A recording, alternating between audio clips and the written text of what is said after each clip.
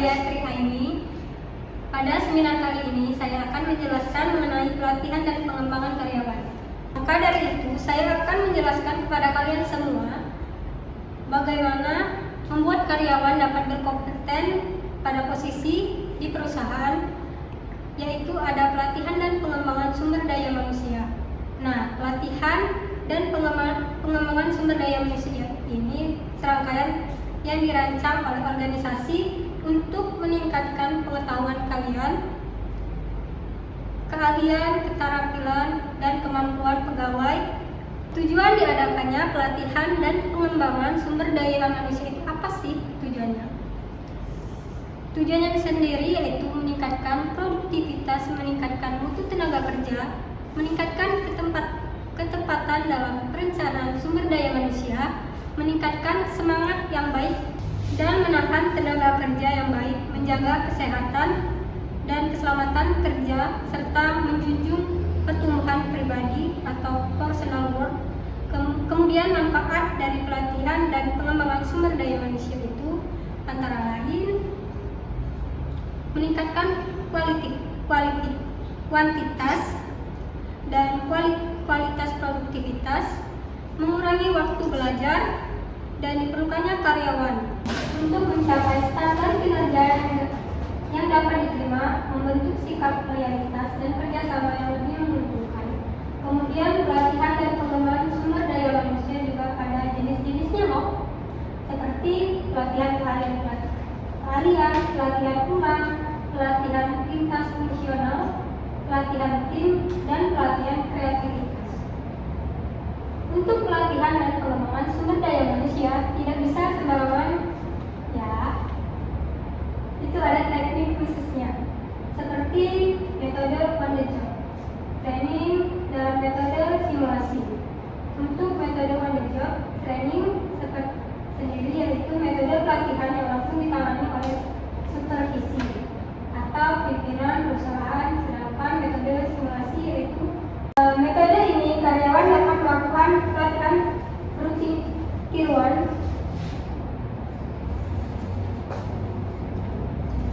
dengan metode ulang. Sedangkan metode simulasi yaitu metode karyawan dapat melakukan latihan tiruan. Nah, apa saja sih harapan dari pelatihan sumber daya manusia itu? Harapannya seperti menentukan kebutuhan yang perlu dan tidak perlu. Pelatihan sumber daya manusia juga perlu, maka tahap selanjutnya yaitu mendesain program pelatihan sumber daya manusia.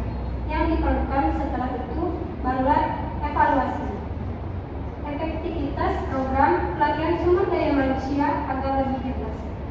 Di sini saya akan menjelaskan kasus yang pernah terjadi pada jurnal Wahyono pada tahun 2009 yang berjudul pelatihan dan pengembangan keterampilan karyawan di PT Aksara Solo Pos, berbagai masalah yang dihadapi pada era globalisasi ini. Salah satunya adalah masalah kependudukan yang semakin banyak, namun tidak ditunjang dengan ketersediaan lapangan pekerjaan, sehingga kesejahteraan menjadi sebuah barang yang langka. Demikian pula dalam suatu perusahaan terkadang mengalami permasalahan yang sama, yaitu memiliki sumber daya manusia yang banyak, namun perusahaan belum dapat memaksimalkan potensi yang ada. Hal ini mendorong perusahaan untuk meningkatkan kualitas tenaga kerjanya. Permasalahannya adalah bagaimana pelaksanaan pelatihan dan pengembangan keterampilan karyawan di PT Aksara Solo Pos untuk meningkatkan kualitas tenaga kerjanya. Maka solusinya adalah pelatihan dan pengembangan penerapan karyawan di PT Aksara Solo Pos. Dilakukan dengan dua cara, yaitu on the job training dan on the job training evaluasi hasil pelatihan dan pengembangan. Dilihat dari laporan secara tertulis yang diberikan oleh karyawan yang mengikuti pelatihan dikaitkan dengan pekerjaannya sehari-hari. Nah, sekarang masuk ke ilustrasi yang kedua. Yang kedua dari jurnal Tembat tahun 2017 yang berjudul Jurnalis Media Online. kendala dalam pelatihan dan pengembangan yang terjadi di PT Media Sahabat terakhir. Selain karena sarana dan prasarana yang menunjang diselenggarakannya pelatihan dan pengembangan terutama peserta dan sumber daya manusianya, selain dari peserta, kendala juga diperoleh dari perusahaan program pengembangan bersifat teknis keseharian masih menggunakan program yang diselenggarakan PT Media Sahabat Rakyat, sehingga para jurnalis tidak dapat meningkatkan kinerja. Solusinya adalah melihat begitu pentingnya peningkatan kinerja jurnalis dalam mencapai tujuan perusahaan, maka PT Media Sahabat Rakyat harus berusaha untuk meningkatkan kinerja jurnalis selain dengan pelatihan, juga mengadakan pengembangan sebagai langkah strategi peningkatan kinerja jurnalis. PT Media Sahabat Rakyat melakukan program diklat atau pendidikan dan pelatihan langkah lainnya yang dilakukan PT Media Sahabat Rakyat dalam meningkatkan kinerja karyawan dengan memberikan izin kuliah atau izin belajar bagi jurnalisnya. Bagi jurnalis yang berprestasi, perusahaan memberikan kompetensi dan menjabat akhir-akhir. Baiklah, sekian, terima kasih. Itulah seminar pelatihan dan karyawan pada hari ini. Apakah ada dari kalian yang ingin menunjukkan? Saya ingin bertanya, bagaimana pelatihan karyawan dapat dikatakan efektif? Sekian, terima kasih. Baik, pertanyaannya akan saya simpan terlebih dahulu. Apakah ada yang ingin ditanyakan lagi? Saya ingin bertanya, apakah pelatihan dan pengembangan untuk karyawan dibutuhkan dalam suatu perusahaan? Jika dibutuhkan, jelaskan alasannya. Saya juga ingin memberikan pertanyaan, bagaimana suatu pelatihan yang diberikan kepada karyawan dapat dikatakan efektif dalam pengembangan diri karyawan? Saya juga, Bu. Saya mau bertanya, apa dampak bagi perusahaan apabila tidak memberikan pelatihan dan pengembangan karyawan? Baiklah, saya akan menjawab pertanyaan kalian satu persatu. Dimulai dari bagaimana pelatihan karyawan dapat dikatakan efektif.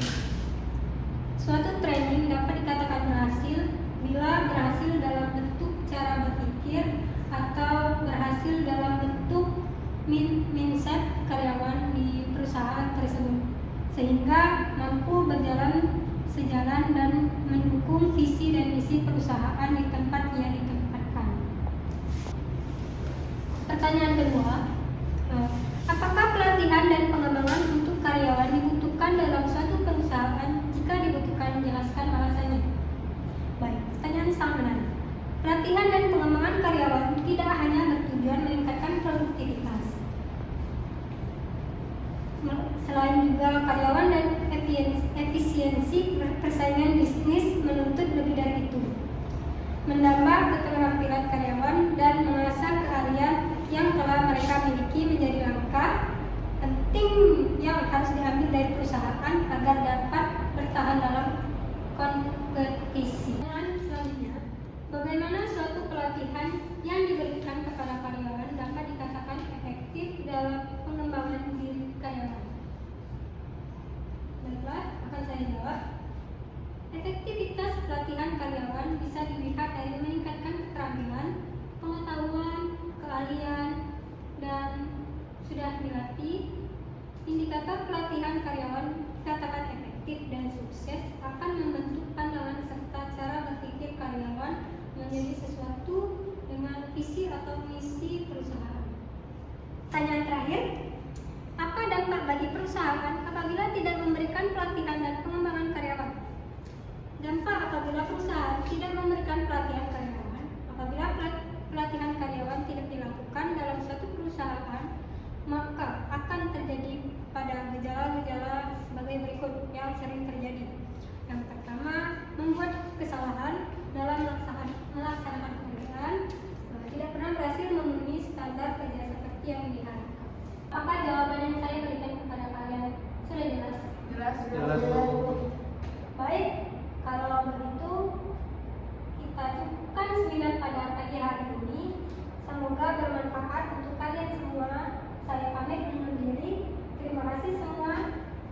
semoga kita bertemu